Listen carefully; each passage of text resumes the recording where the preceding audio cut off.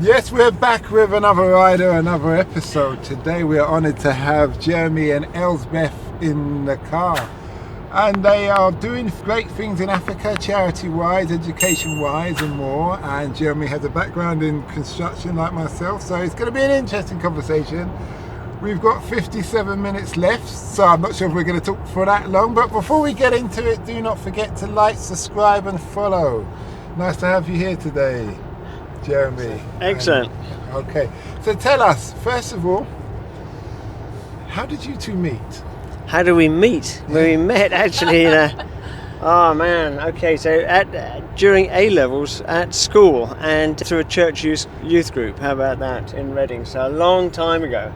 So, we are literally teenage sweethearts. That's good. I think we were 16 and 17 when we met, how about that? That's great news. So you've got your kids? We've got our kids, 3 kids, Okay. So now grown up, so one's 30, son who's 31 now, and 2 daughters, one has just turned 30 and the other one is pushing 30. Okay. And your background's construction? Yeah, so background's actually engineering. So I'm a mechanical engineer by trade, but have basically started businesses. So normally had our own businesses, and the current business is development, really construction. So houses, building houses. And Helga? I've got a background in secondary education, so I trained as a secondary teacher, and then when I stopped doing that full time, done adult business teaching, youth work, evening education classes, and now I teach in Uganda. Okay. So this is all coming together. So I can see you've gone out there, you bought your land, you built the building with your skills, and you're educating the children with your skills.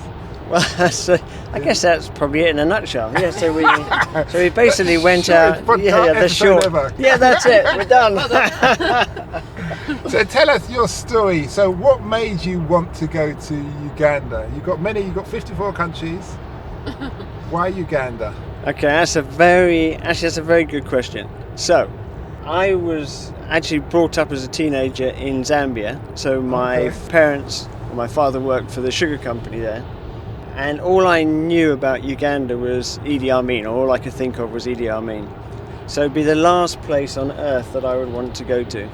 Anyway, so a friend of mine in the church in 2005 was thinking about going out and building some houses and asked me to go along. And this was supposed to be in Mozambique.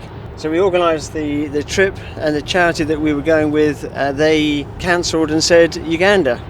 Can you come to Uganda instead? And so I had no choice, and that's how we ended up going to Uganda. How about that? So we then met some people over there. So while we were building some houses, we met some people who were running a school. They were all volunteers, the Ugandans. They'd started the school. So we basically became friends, and that's how the thing started. What was your thought? All right, you brought up partly in Zambia. Yeah, Zambia, sorry. Zambia, yeah. What was your thoughts of, was Uganda what you expected it to be? Nothing like it. So my impression, all I could remember was the Idi Amin, all the troubles with the pushing out the Asians and so forth. I knew nothing about Uganda. And I also love the sea, so probably Uganda's as far away that you can get from the sea as possible in Africa. Yeah. So I really wasn't that interested, to be honest. But when we got there, the people are fantastic. So they're very, very friendly, and that's really what counts, I guess. So It's a beautiful country. It really is a very beautiful country, right on the equator. So did you have to do some convince each other to buy the land and do what you're doing? Well, we then did, as a family, we went out and did some trips to Uganda for a few years. Basically building trips. So we went and built a ward on a small hospital, and then we went back to the school, so these people that we'd met, and we built a few classrooms where they were in some rented accommodation at the time. And then the idea was, so we effectively came up with the idea with some friends to see if we could then provide facilities for the school that we were helping. So we managed to raise the money, we had the land donated, and that's really how it started. So then we went out, and Elspeth and I went out and helped to build the school in 2009. But what I was getting at is, between the two of you, was there one person who was pro, yeah, let's do this, and the other person was like, needed to be convinced? That's also a very good question. I think for a while we've been thinking that we want to do something a bit different, and we had kids who we thought about moving abroad, doing something different when they were little, sort of missed the chance to do it at the time we thought would work, but something got to be teenagers, you think, oh, maybe we should be kind of going in with the school system, they're doing their thing, exams, GCSEs and all that. But when this particular opportunity came up, the two that were still in school were at a good stage to move, sort of in between. One was in between GCSEs and A-levels, and the other one was about to start the GCSE kind of programme, and we knew there was a school like in the capital city in Kampala where they could go. So it was sort of like, either go then or wait a few more years. So we did have loads of conversations about whether it was a responsible thing to do for them, whether we, was it just us driving the decision, just to have a kind of change of scenery from, we love travelling, love doing stuff, going out of the UK. We've both spent time working outside the UK and doing different things. So I think when that opportunity came up in 2009, we were just really wanted to make it happen. And we thought we'd just go for a couple of years, and kids went to school there, and then we've just kept on extending. I have to say, when you say who needed convincing, our kids needed convincing. I have to say, our son thought we were mad, and so he was about to go to university, and so he didn't actually come with us at the time. He stayed here. But our daughters were not happy at all about the idea. What was their reservation? I think their reservation was, so one had just started a sixth form college and was getting stuck into that, and I think was really enjoying it, the academics, and also making friends and so forth. And the other daughter was very in with her friends at school, and so it was this, quite a big upheaval. Dent to your social life, isn't it? Dent to your social life, dent to your sort of Facebook group. It's quite hard. Yeah, that's right. So am I to understand that you moved the whole family out there and lived? Yes, we did, yeah. Oh, I thought you two just went out there for a while. No. So we literally... No, that's right. No, we upped and went. So that was it. So we upped and went. Moved to Kampala, so rented a house in Kampala. And the school... So the school that we sort of partner with is about 45 miles north of Kampala. So we would commute, basically, up to the school, drop them at school, and then come back again. So that's how it started. Now, when it came to buying land and getting used to the culture and understanding, what was the biggest hurdles that you experienced that you wish you knew before you had started? What are the biggest hurdles? Well, you've got to get the paperwork right. So that is really important. So we formed the NGO in Uganda so that we could buy the land legally. It really is getting all the legal stuff correct. And I think, what was it? I don't know. What would be the biggest challenge? I think we've learnt to be really take time over conversations, having meetings, really listening to what people like. Like, you don't just listen in order to wait for the gap to say your bit, fit your answer in. I think always step by step, taking advice, like our sort of main partner there is the guy who's the director of the school, and not making decisions without running them past him, because he's the man on the ground, he's the one with all the kind of knowledge, cultural expertise, all that sort of stuff. And is he Ugandan as well? Yeah, absolutely. Yeah. So he set up the school, several years before we got there, before Jerry met him, and I think for us that's been key, to have someone who's already doing a really good job, could maybe do with a bit more funding, a bit more help with, to do an even better job, if you like. And to work alongside him, not just to sort of plunge in and go in with what you think is a good idea without really taking local advice first.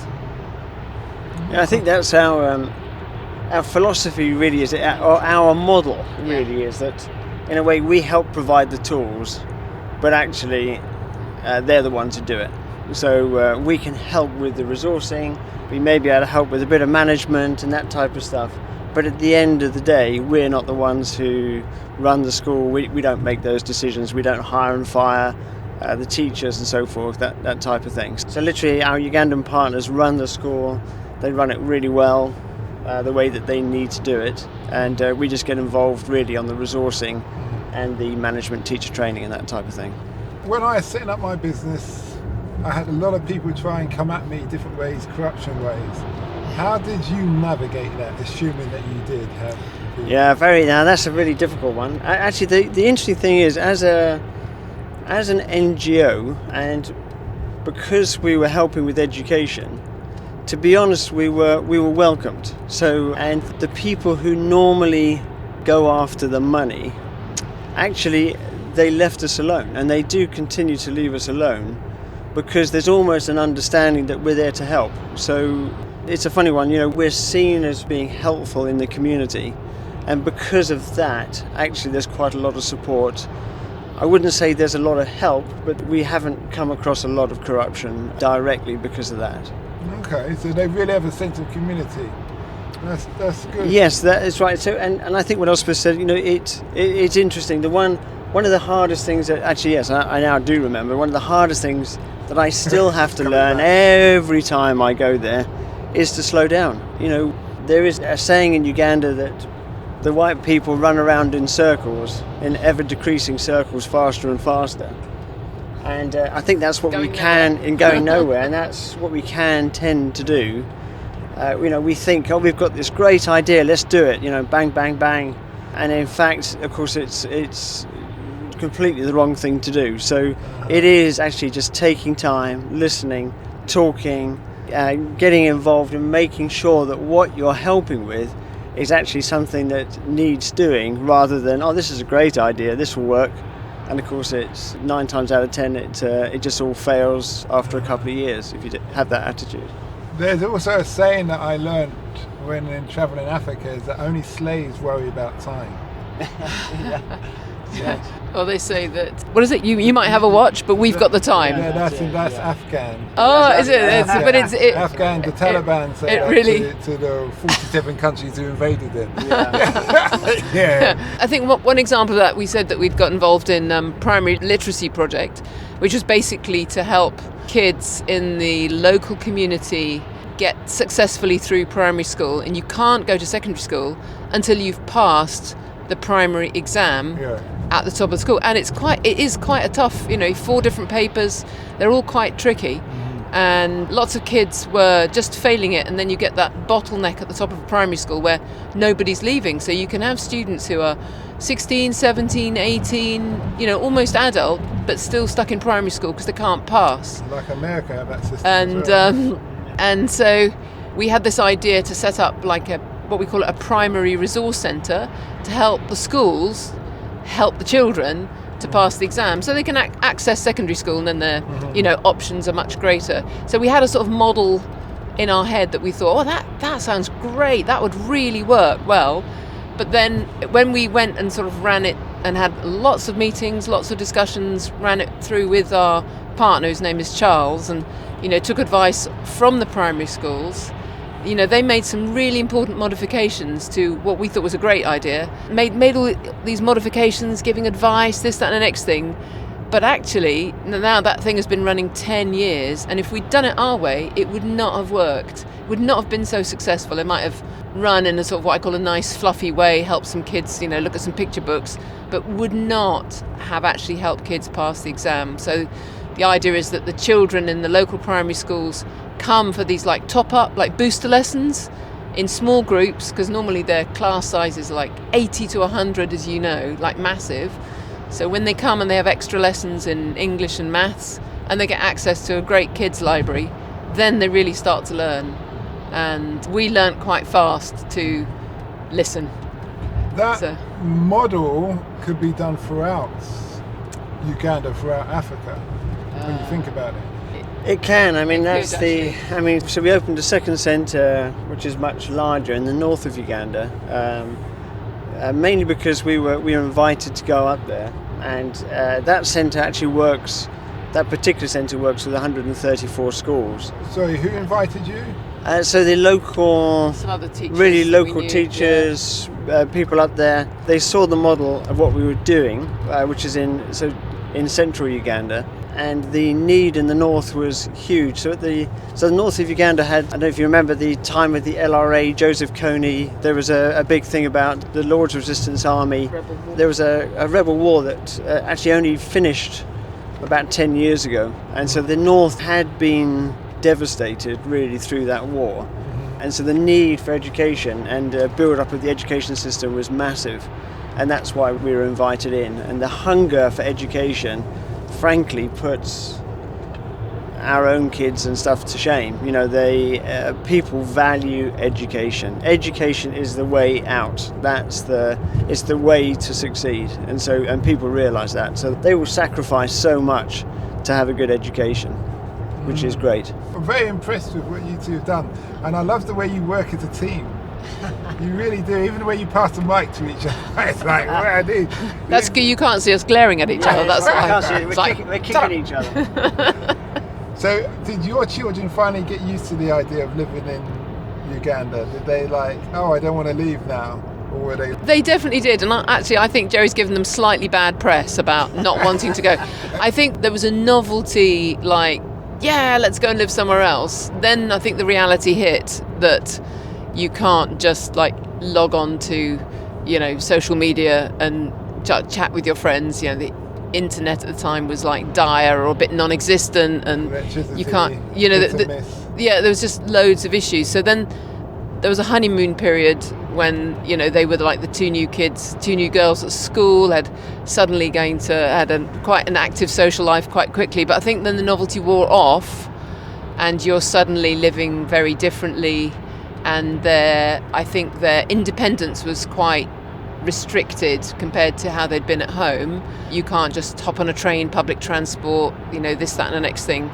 So that was quite hard, and it was quite hard, I think, culturally trying to be, parenting them as two young teenagers in this sort of big city when we've just lived in the middle of nowhere in Hampshire. Oh yeah. So that was quite different. But then I think with hindsight, well, there was definitely a switch. There was definitely a change when they had got friends in both places. So when they were getting to the point where they were quite keen to, if we'd come back from a holiday to see family here, see grandparents, they were quite keen to get back to Uganda because they then had friends, they had community out there. So once you've got your community and you've got your people, I think then, you feel more at home.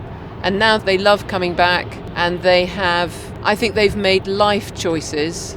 I think I'd be allowed to say this. I think they've made life choices based on having a very positive, not always easy, but a positive life experience out there. I think, different cultures, knowing that, material stuff isn't really going to make you necessarily happy, or having kind of regular, safe jobs, that doesn't, give happiness necessarily either. I think just their outlook on people, on kind of global issues, climate change, food. Oh my goodness, yeah, it has been a good thing. But there were definitely some, normal teenage parent shouting matches for quite a bit to start with. So they've become appreciative of who they are. I think definitely. But then, that's maturity, isn't it? Sort of 10, 12 years later, you look back and you think, that wasn't so bad. My parents aren't quite as stupid as we thought they were, and it's normal. It's really normal. With culture differences that you spoke about, what were the biggest shock as culture differences for you that you noticed where you had to adapt with the locals? I think genuinely, I would say as a parent that was quite hard, kind of us sort of starting to be a family issues there. I think when it comes to how we live there, or even it's what I'm referring to, the culture of Uganda, whether regardless what tribe it is, to compare to how you guys live, because you will see, you'll be immersed in other people's lifestyles and how they live, and you'll be like, I think it's learning to, I think a lot of the people we work with, they have, everybody has a story, don't they? And from just the person you happen to meet, or your colleagues, everyone has a story that when you sit and chat with people, they've had immense experiences, some of them very traumatic. I think the outlook on sort of life and death is very, very different. There's a massive resilience and a massive sense of hope that even if, life can be really, really tough, people sort of despair and just give up like that. They're always sort of looking for they keep going. I think when it's almost the attitude to COVID. More recently, they've had an Ebola outbreak. There's massive poverty and people with very, very little money, but that doesn't kind of kick people down I think when we come home and, we're just about to be home for about the first time in several months, okay. And I know I have to really bite my tongue. And when people start complaining about the stuff here, and obviously things are really very tough comparatively. First world problems, huh? Well, yeah, I might be thinking that. I might not actually say it because it's just it sounds so dismissive and it can sound really patronising. I'm trying to say it carefully, but I think, yes, we were just standing waiting for the bags at Heathrow, and Jerry said, this time yesterday I was, and he was walking out with a friend who's going to try and build a little house for the first time on a little plot of land, and that's his first opportunity to have his own place, and that's really kind of an exciting step for him. So this time yesterday you're doing that, and I know that in a couple of hours you'll be hearing people saying, I can't cope with the stress of Christmas, and I can't, I don't know what to. Anyway, that's my soapbox subject. You've opened a can of worms there. No, it's interesting. Don't do that. I'll take the microphone away from that. That's It's interesting to it. hear, though. It's a good thing. It's interesting to hear. It is it's such a stark comparison, though. Wages wise, I mean, we were musing. I mean, fuel prices have gone up in Uganda as they have here, of course, and it is tough. Fuel prices affect everything. But we were musing that you fill up our car in Uganda with diesel, it's actually the same as most people's monthly salary. So when you fill up the car with diesel, you're actually filling up someone's month, the same as a month's salary. And when you put that in context and you think of what's the average, salary here in the UK, and if you imagined that you then had to spend that in filling up a car, for once, I mean, the context is so unbelievably different, isn't it? You just almost can't put the two together. I took one of my employees I had the cleaners. You got Crocs. Yes, oh yes, yeah. Now, I didn't know there's a second-hand market. Huge, massive. Yeah. We bought plenty over there, yeah. But I went to this Western mall. It's the only mall on the whole of the coast of Kenya at that time. And we went in there and it was like equivalent of $30 for these Crocs. I thought, fair enough. Yeah. I buy a pair each. And the cleaner was so amazed. And I remember someone called him. He goes, I'm with my boss. And they hang up the phone because he really wanted the Crocs. He's never had something so expensive in his life. Yes. What the girl said to the other member of staff said to me. But then the security guy who works at the gym, he's also a gym instructor, he asked the guy, how much for the t-shirt? And when a man told him, I think it's like $40, he goes, huh? Yeah. What, for all of them? That's it, yeah. And it's just like there's two different worlds going on. Yeah. And, he just couldn't comprehend that things would be that expensive in that regard. It definitely messes with your head sometimes. I think does, two. I think it's like sort of parallel universe stuff. There's a famous book series called the Narnia series, C.S. Lewis, and it describes going through the wardrobe, going through the back of the wardrobe, and you enter a different world. Oh yeah, I know. And sometimes, to be honest, it feels like that. So literally, you leave one world and one set of thinking and reasoning, I guess. The context is just so different that it really is a different world. So, but it's also, it's a very happy world. I mean, I think we've already said, the people, their resilience and their joy, their simple joy, frankly puts us to shame. Their joy at simple stuff, living, food, the joy of food, of friendship, that type of thing is just so, evident, which is wonderful. So it's quite infectious. Very infectious, I think, and you can't start a meeting with like a normal meeting staff meeting, school meting, any meeting. Whatever content. And they'll always start and pray, which is one thing, but they'll often say, "Oh, we thank you for the gift of life." I'd never even thought of that, and because you just like, well, I'm here, just wake up. Take things for granted. Yeah, you just like, we're still here, carry on. And the other one is that water is life as well. You come back and you can drink water out the tap, and we don't, we have sort of, we had filtered water there for sort of health. And, obvious reasons, Yeah, and so you get quite excited, like, about drinking water out of tap again. This is great. Have you found that you've changed in the sense of you've taken on some of their cultural ways? I hope so. In terms of simplicity, although I say that, but probably in half an hour after getting home, you start to look at different things and different bills, or you're thinking about new motorbikes or something. But you do realise that it is the simple things in life really that are the important things. So it's family, friends, your health, all these type of things. These are the important things in life, and frankly, yes, great, have loads of money, but actually, money itself doesn't make you happy. I guess it's what you do with it. I hope, yes, some of the culture has rubbed off on us. I think you also try not to get wound up about, things not happening at the speed you want. Like, if there's a sort of traffic, if I'm driving at home and you get stuck in a mega traffic jam on the M1 or something, massive, and you just relax, you'll get there, and it's just not getting wound up about small things.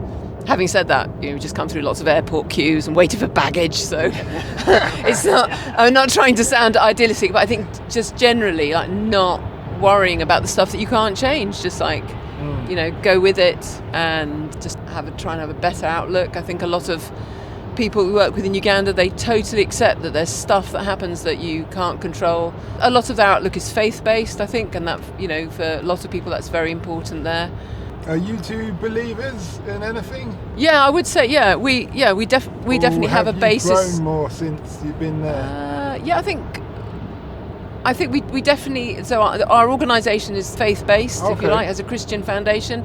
We would say we're Christians. We work alongside people of many other faiths, is that we don't have an exclusive outlook on that. I think by working with lots of different types of people who have different outlooks on life and how you do things, students in the school coming from different faith backgrounds, we have so much more in common. And I know that sounds very cliched, almost like you hear politicians saying that, but I honestly think as people, we have so much more in common than all these sort of differences that people go off on a tangent with. And I think that has really helped us, just get alongside people.